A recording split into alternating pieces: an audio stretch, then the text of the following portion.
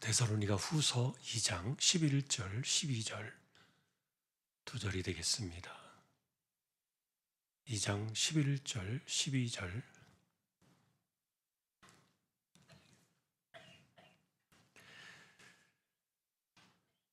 우리 찾으셔서 합독을 하겠습니다. 이러므로 하나님이 미혹의 역사를 그들에게 보내사 거짓 것을 믿게 하심은 진리를 믿지 않고 불의를 좋아하는 모든 자들로 하여금 심판을 받게 하려 하심이라. 데살로니가 후서는 종말에 관련된 잘못된 신앙들이 퍼지고 있어서 그것을 바로잡으려고 쓴 성경, 그렇게 볼 수 있습니다. 예를 들면은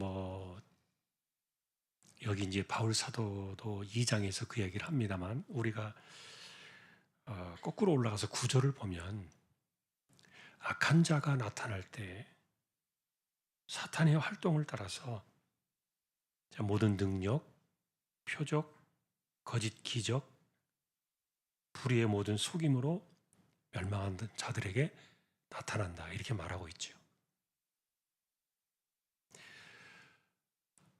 실제로 바울 사도가 능력을 부인하고 표적이나 기적을 거부하고 그랬던 사람은 아닙니다. 또 실제로 복음서 안에서도 보면은 우리가 복음을 전할 때 그런 복음의 능력이 함께 동반되는 경우도 있고요. 또 사도행전에도 보면은 복음의 현장에서 역사가 더러 일어났죠. 심지어는 죽은 사람도 살아났고, 그리고 그 복음이 증거되어질 때, 예를 들면 그 일반 성도들이나 그 7 집사님들, 그들이 복음을 전할 때도 기적은 나타났고 그런 일들이 있었죠. 그런데 바울이 여기서 지금 말하고 싶은 것은 사람들이 이런 걸 따라가니까, 문제는 우리가 구별을 해야 되는데 이게 사탄의 활동을 따라 나타나는 것인지 복음 안에서 하나님이 역사해 주시는 성령의 능력인지를 우리가 구별하는 능력과 판단의 힘이 없는 거예요. 그런데 어쨌든 중요한 것은 바울이 우리에게 말해주고 있는 것은 신앙에 대한 박해보다도 이렇게 내부적으로 일어나는 신앙적인 이런 잘못된 현상들이 교회를 더 무너뜨리고 신앙을 무너뜨린다는 거예요.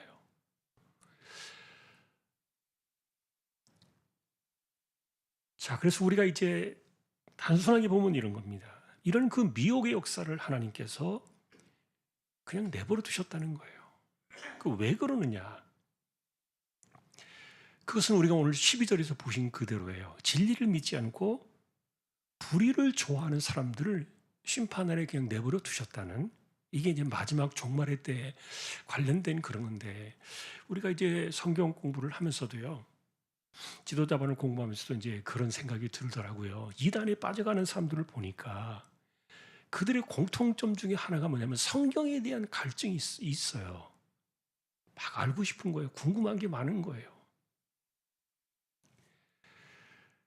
그래서 한편으로는 우리가 우스갯소리로 이야기합니다만 성경도 제대로 읽지 않고 믿음 생활도 제대로 못하는 이런 사람들은 이단에 잘 안 빠져요. 아는 게 없으니까. 빠질 일도 없고 별로 관심도 없는 거죠. 그래서 성경에 관심이 없는 사람들은 이단에 잘 안 빠질 가능성이 훨씬 많은데, 그런데 아이러니하게도 성경을 많이 읽고 성경에 대해서 궁금하고 성경을 조금 더 많이 이렇게 깨닫기를 원하고 이런 그 성경에 대해서 막 갈증 있는 사람들이 쉽게 이렇게 이단에 빠져 들어가더라고요. 그 이만희 신천지 거기에 있는 어디 집한지 모르겠는데 안산 어디 집하라 그러면서 자기가 뭐 수십 년 동안 교회에서 신앙생활하던 뭐 집사였는데 내가 복음을 따라서 성경을 따라서 내가 진리 안에서 참된 것을 살아가려고 하다 보니까 여기서 진리를 발견했다. 그러니까 제발 좀 목사님 한 번만 좀 와서 이거 좀 들어주세요. 예를 들어서 이런 편지가 자꾸 와요, 저한테도. 그런데 제가 그 편지 내용을 보면요, 정말 진정성 있게 써요. 믿는 거죠, 그렇게 확실하게. 근데 뭘 믿느냐? 자기가 궁금하게 여기고 자기가 알고 싶었던 그 내용들을 풀어줬다는 거죠. 자, 그러니까 그게 진리라고 보는 거예요. 자, 근데 우리가 이제 착각하는 것이 하나 있는 거죠. 자, 그런 경우도 있고, 또 지금 여기 지금 2장에서 이야기하는 그 당시에 데살로니가 교회에서의 그 현상들은 능력, 표적, 거짓 기적, 불의의 모든 속임. 어쨌든 이런 것들은 눈에 막 보이잖아요. 그래서 여러분, 우리가 제가 이제 그 지난주에도 그 주제가 이렇게 비슷하게 있어서 우리가 지도자방 공부하면서 그 얘기를 했는데, 이 정말 이가 금리로 바뀌는 거예요. 바뀌었다 그러는 거예요. 저는 본 적은 없어요. 근데 전부 이빨이 이게 금으로 바뀌었다는 거예요. 금리빨이 됐다는 거죠. 그리고 이제 그 집사님 한 분은 자기가 진짜 이 다리가 짧은 사람인데 쭉 늘어나는 걸 봤다는 거예요. 그 영상으로 봤는지 아니면 어떤 현장에 있었는지는 잘 모르겠어요. 그런데 진짜 봤다는 거예요. 그래서 그런 능력이 있지 않느냐 그러는데 성경은 어쨌든 그거 부인하지 않아요. 저도 역시 그거 반대하거나 부인하는, 뭐 제가 하나님도 아닌데 그거 어떻게 부인하겠어요? 하나님께서 하고자 하시면 하시죠. 그런데 문제는 이런 것들이 진리를 대체해버리는 겁니다. 자, 그래서요, 예전에 그런 표현들이 있어요. 예를 들면은 기도원의 그 뭐 예전에 우리가 쓰는 표현들이 있어요. 뭐 심령이 컬컬하다, 칼칼하다 그랬나요? 뭐 하여간 뭐 그러니까 좀 답답하다는 표현이겠죠. 심령이 그 답답해서 내가 기도원을 가야 된다는 거죠. 그래서 이제 그런 것에 매여 살아가는 사람들은요, 제가 예전에 좀 심한 말을 쓴 적이 있어요. 이 중독된 거다. 우리 신앙이 정상적으로 가고 있지 않는 거죠. 내가 그런데 가서 어쨌든 뭔가를 자꾸만 체험적으로 채워야만 내가 시원함을 느끼고 내 신앙이 진짜인 것처럼 이렇게 생각하는 이런 것들이 우리를 자꾸만 진리를 대체하는 다른 길로 가는데, 그런데 바울 사도가 우리에게 전해주는 진짜 신앙은 이런 것들을 부인하는 것이 아니라, 자, 진리를 믿고 또 진리를 믿지 않고 불의를 좋아하는 사람들이라고 이렇게 표현되어 있는데, 그럼 이게 뭡니까? 왜 진리를 안 믿는 겁니까? 이 진리 안에 이런 것들이 대체되어 있기 때문에 그러는 거예요. 그러니까 기도원에 가서 막 소리를 지르고 뭐가 이렇게 했을 때 마음에 시원함을 얻는 이런 것들이 이게 진짜 신앙인 것처럼 착각하면 안 되는 거예요. 우리 신앙은 그런 감정이나 어떤 영적 경험이나 이런 것에 들어있는 것이 아니거든요. 그리고 진짜 우리 눈앞에서 뭐 걷지 못하던 사람이 벌떡 일어나가지고 막 뛰기도 하고, 사도행전에서 그런 것처럼 이 사람이 막 걷는 것을 내가 직접 눈으로 목도했다고 해서 그걸 쫓아다녀 보세요. 그런데 그런 것을 보는 사람들은 그게 재미가 있잖아요. 맛이 있잖아요. 짜릿함도 있고 막 영적인 어떤 능력이 있고 막 은혜가 막 쏟아지는 것 같고 하나님의 권세가 있는 것 같고, 얼마나 그 현장들이 막 그 다이나믹합니까?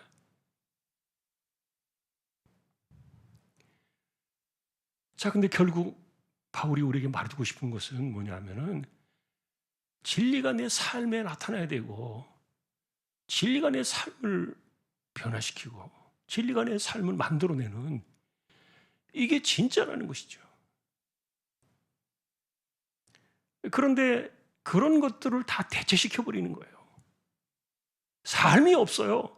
기도를 많이 한다고 말하는데 이 사람이 기도가 끝나고 딱 나가버리면 그냥 예를 들어서 우리가 보통 말하는 육체대로 살면 안 된다 그랬잖아요. 그게 뭐라 그랬습니까? 제가 표현을 바울 사도가 쓴 표현대로 말하면 혈기라는 단어가 딱 적절하다고 봐요. 순간적인 혈기를 참지 못하는 거예요. 기도 많이 하고 막 그래서도 막 그렇게 혈기를 누가 건드리는 그런 일들을 만났을 때 툭 튀어나오고 이렇게 막 이런 것들이 우리의 삶에 나타나서 이러면 반대로 그런 상황들이 나타날 때는 성령께서 침묵하시는 거예요. 바울이 그런 표현들을 갈라디아서도 분명히 썼죠. 우리 안에 두 개가 싸우고 있다.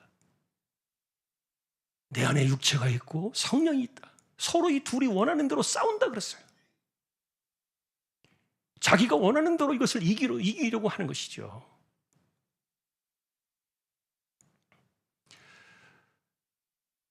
자, 그러니 실제로 우리가 성령의 사람이 되어지고 그리고 진리가 우리 안에 거하는 사람들은 말씀이 내 삶을 변화시키는 사람들이에요. 소위 말하는 우리가 올해 지금 이렇게 표어로 삼고 있는 것처럼 말씀이 삶이 되는 사람들을 말하는 거예요. 이게 없는 사람들은, 이게 아닌 사람들은 지금 그 진리를 다른 것으로 막 대체시켜 놓은 거예요. 그것이 뭐 능력이든 아니면 경험이든 아니면 내가 어떤 지식적인 만족이든 뭐든지 간에 다른 것으로 그것을 대체시키려는 이런 사람들은 굉장히 위험한 신앙이에요.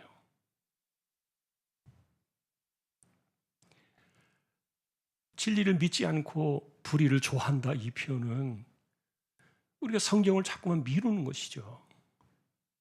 그리고 성경이 나를 불편하게 하거든요.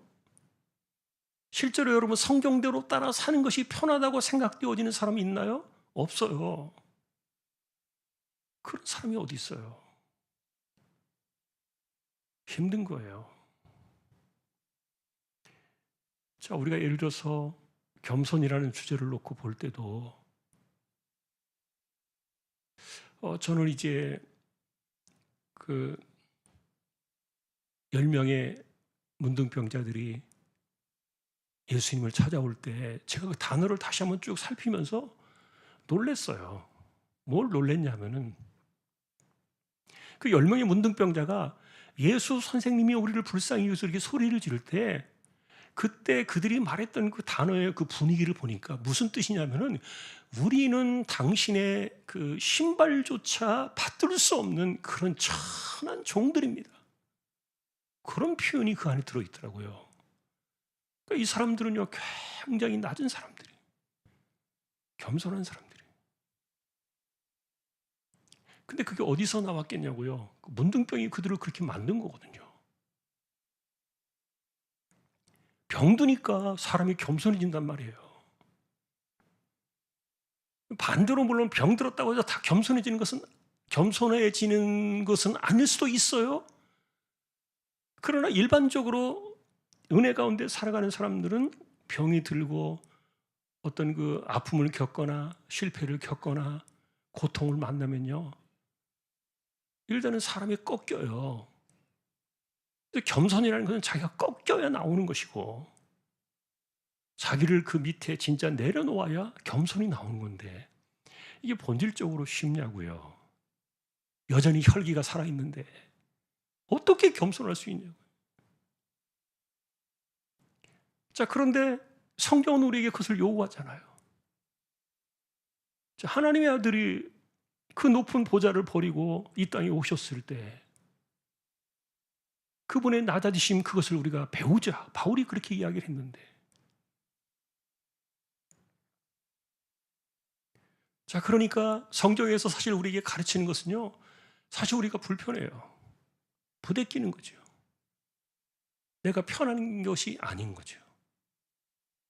자, 그럼에도 불구하고 하나님의 사람들은 진리가 내 삶을 자꾸 만들어가게 하고 그런 것들을 살아가는 건데, 그런데 진리를 믿지 않고 불의를 좋아한다는 이 말은 이렇게 하나님 말씀을 가지고 내 삶이 되어지도록 하는 것보다는 그것에서 진리를 찾아가는 그 기쁨을 누리는 것이 아니라 자꾸만 다른 것으로 이렇게 신앙을 대체하려고 하는 것. 이것은 굉장히 위험한 신앙이에요. 능력이 중요한 게 아니에요. 그리고 내가 은혜를 많이 받았다고 해서 그게 감정으로 끝나버리면 안 되는 거예요. 그 은혜가 내 삶을 지배하고 내 삶을 이끌어가야 되니까요. 그래서 우리는 정말 진리로 내 삶을 채울 때, 내 진리로 내 삶을 만들어갈 때 정말 이 사람은 진리를 믿는 사람이구나 이렇게 말하는 거거든요. 자, 예수님께서 오실 때 어떤 사람을 찾으실까요? 구원받은 백성들을 찾으시겠지요. 그리고 거듭난 사람들을 찾으시겠지요. 그리고 그 핏값으로 구속받은 사람들을 찾으시겠지요. 그런데 그런 사람들은 필연적으로 진리가 자꾸 내 삶을 바꾸어 나가는 그런 방향으로 인생을 살아가는 사람들이거든요.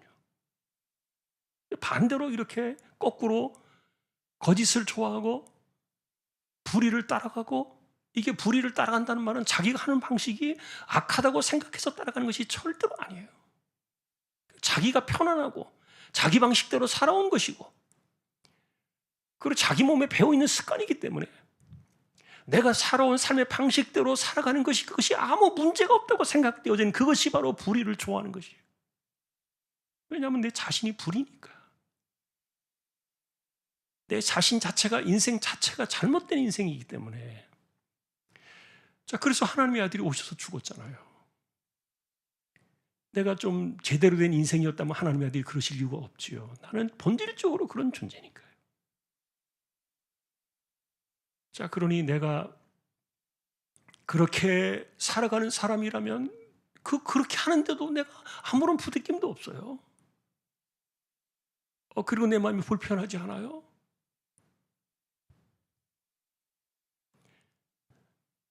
자, 우리가 누군가를 아프게 했어요. 자, 그리스도인들은 상처를 싸매주는 사람이에요. 자, 근데 내가 누군가에게 상처를 줬어요. 누군가를 아프게 했어요. 그러면은 진리를 좋아하는 사람들, 진리를 믿는 사람들은요, 누군가를 아프게 했다는 그 사건이 이 사람을 절대 그냥 내버려두지 않을 겁니다. 아우, 시원하다. 알통이가 빠졌다. 내가 할 일을 다 했다. 내가 정말 꼭 해야 될 말, 꼭 해야 될 일을 했다. 원래 그 사람은 그런 사람이에요. 이래서 우리가 자기가 한 것에 대해서 그렇게 만족감을 느끼고 옳다고 생각하고 이렇게 하잖아요. 진리가 내 안에 없는 거예요. 그것이 우리를 구원의 길로 이끄는 것은 아닙니다. 또 그래야만 내가 구원받는 것도 아니고요. 자, 그러나 우리는 방향이 그렇다는 것이죠. 방향이 늘 그렇고 그 말씀이 내 삶을 자꾸 바꾸어 나가야 되니까. 그래서 그렇지 못한 것에 대해서 늘 자신을 아파하고 하나님 앞에 죄송한 마음을 갖고, 그게 진리가 내 삶을 바꾸어 나가는 사람들인데, 종말의 때 바울은 그것을 굉장히 중요하게 여겼던 거예요. 자, 여러분, 오늘도 우리는요, 진짜 신앙이 뭔가를 생각해야 돼요. 그럼 내가 뭘 찾아가고 있는가? 그러니까 우리가 할 수 있는 것은 아무것도 없어요. 그냥 하나님께서 아들을 이 땅에 보내셨다는 그 사실과, 그리고 왜 그럴 수밖에 없었는가? 그리고 그 은혜 안에 들어간 그 존재인 나 자신이 어떤 사람인가? 이거 생각하는 거죠. 우리 신앙은 그런 거니까요. 그게 마지막 날 주님 오시는 그날까지, 종말의 그날까지 가야 돼요. 어쨌든 이 복음을 생각하며 산다는 게 많이 힘들어요. 그 성경이 내 삶을 이끌어간다는 게, 성경이 내 삶이 된다는 게 많이 힘들어요.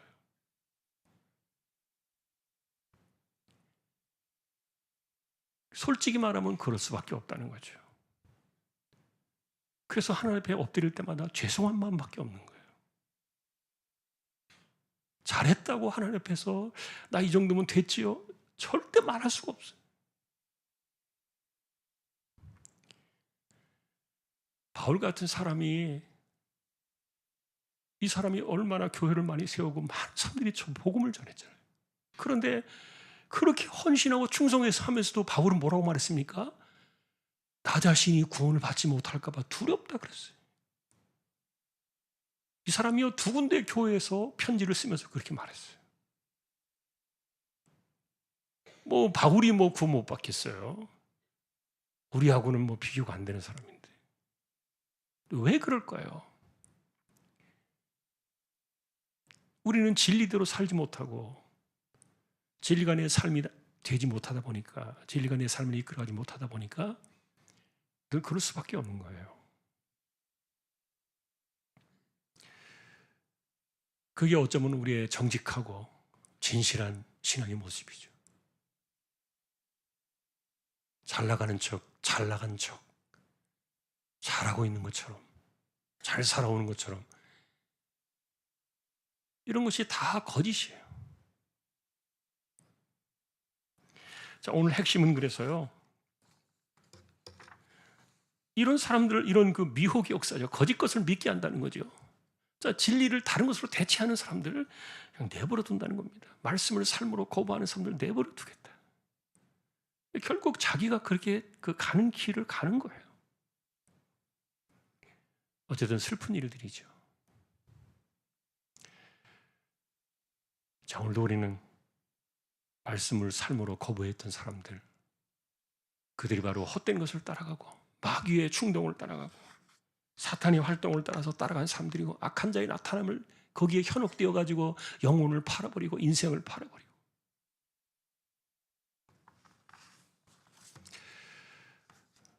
수많은 기적을 행한 사람보다도 성경 하나를 지키기 위해서 하나님 앞에 가슴을 치면서 눈물로, 하나님 부족합니다, 죄송합니다.